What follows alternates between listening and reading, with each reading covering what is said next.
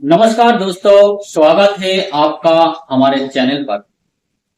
आज का विषय है कन्या संक्रांति 2025। इसका सटीक समय, पुण्यकाल, क्या क्या प्रभाव होंगे और साथ ही सभी राशियों के लिए विस्तृत राशिफल व उपाय। अगर आप ज्योतिष में रुचि रखते हैं तो वीडियो को पूरा अवश्य देखें और चैनल को सब्सक्राइब करके बेल आइकन दबा दीजिए ताकि भविष्य के ज्योतिष अपडेट आपको मिलते रहे। सबसे पहले समझ लेते हैं संक्रांति क्या होती है। जब सूर्य किसी राशि से निकलकर अगली राशि में प्रवेश करता है तो वह संक्रांति कहलाता है। कन्या संक्रांति में सूर्य कन्या राशि में प्रवेश करता है। यह परिवर्तन शारीरिक ऊर्जा, कार्यकुशलता, विश्लेषण क्षमता और व्यवस्थित जीवन शैली से जुड़ा माना जाता है। कन्या संक्रांति 17 सितंबर 2025 को लग रही है। संक्रांति का क्षण रात लगभग 1:54। साथ ही जो पुण्यकाल है वह सुबह 5:36 से लेकर 11:44 तक रहेगा। महापुण्यकाल सुबह 5:36 से 7:39 तक रहेगा। इन घंटों में पवित्र कार्य, दान और पूजा का विशेष फल मिलता है। परंपरागत रूप से संक्रांति वाले दिन सूर्यदेव की चरण ज्ञात और श्रेय की प्रधानता मानी जाती है। कार्य प्रारंभ करें, दान देने और धार्मिक क्रियाओं के लिए अनुकूल माना जाता है। कई स्थानों पर इन दिन विशेष संदेश, व्रत, भोग भी किया जाता है। कुछ क्षेत्र में इस पर विशिष्ट पूजा पाठ किया जाता है और सामुदायिक कार्यक्रम होते हैं। क्योंकि कन्या राशि व्यवस्थितता, सेहत, सेवा और कार्यकुशलता की राशि है। कामकाज, दफ्तर, व्यवस्थापन और नई योजना पर जोर देना चाहिए। स्वास्थ्य के सुधार और डाइट रूटीन पर अवश्य ध्यान दें। बचत, हिसाब किताब और छोटी माध्यम निवेश योजना का लाभ उठाए।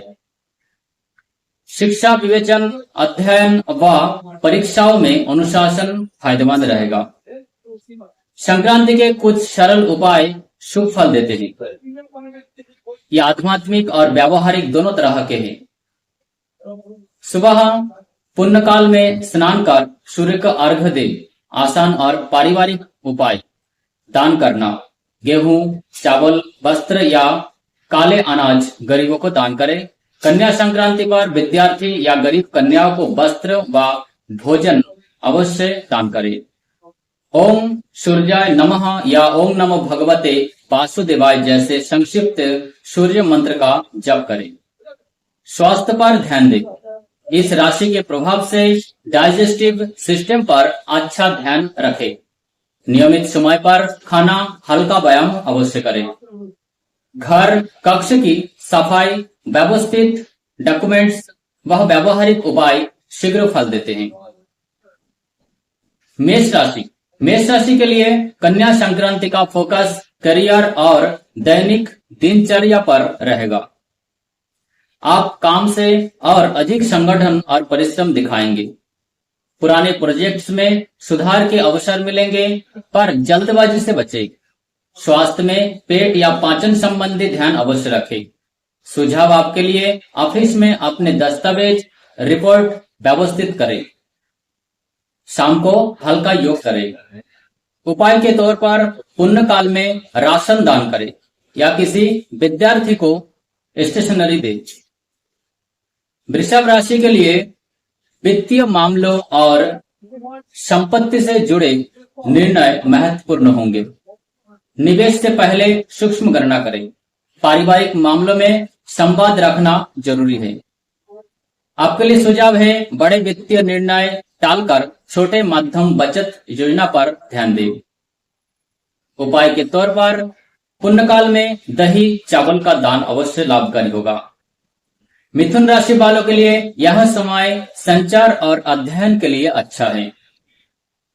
लिखित काम, अनुबंध और कम्युनिकेशन में सावधानी बरतें। यात्रा के अवसर मिल सकते हैं।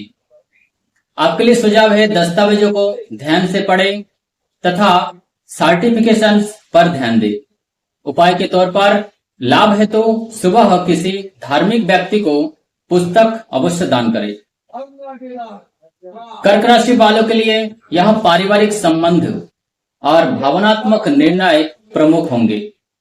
घर परिवर्तन या घर की मरम्मत विचारणीय है। स्वास्थ्य में पाचन का ध्यान अवश्य रखें। आपके लिए सुझाव है पारिवारिक संवाद बढ़ाएं। घर के छोटे छोटे काम पूर्ण करें। उपाय के तौर पर घर के ब्राह्मणों या जरूरतमंद महिलाओं को भोजन कपड़े दान से लाभ होगा। सिंह राशि पर यह संक्रांति आत्म छवि और सार्वजनिक कामों पर असर डालेगी। नेतृत्व क्षमता दिखेगी, पर अहंकार से बचे। प्रेम संबंधों में संतुलन जरूरी है। आपके लिए सुझाव है ऑफिस में आत्मनियंत्रण रखें। नेतृत्व दिखाने के साथ सहकर्मियों को भी मौका दें। उपाय के तौर पर सूर्य को जल अर्पित करें या लाल कपड़ा या गुलाबी कपड़ा दान करें। कन्या राशि वालों के लिए यह समय खास है। खुद की कार्यकुशलता और स्वास्थ्य पर सीधा प्रभाव पड़ेगा। नौकरी में प्रशंसा मिलने की संभावना है। नई जिम्मेदारियां मिल सकती है, पर ध्यान रहे नन्ही नन्ही बातों पर चिंता नेगेटिविटी ला सकती है। आपके लिए सुझाव है रूटीन में सुधार करें। डाइट और नींद का ध्यान रखें। उपाय के तौर पर सुबह सुबह भोजन दान करें। किसी विद्यार्थी कन्या को टिफिन या किताबें दान करें।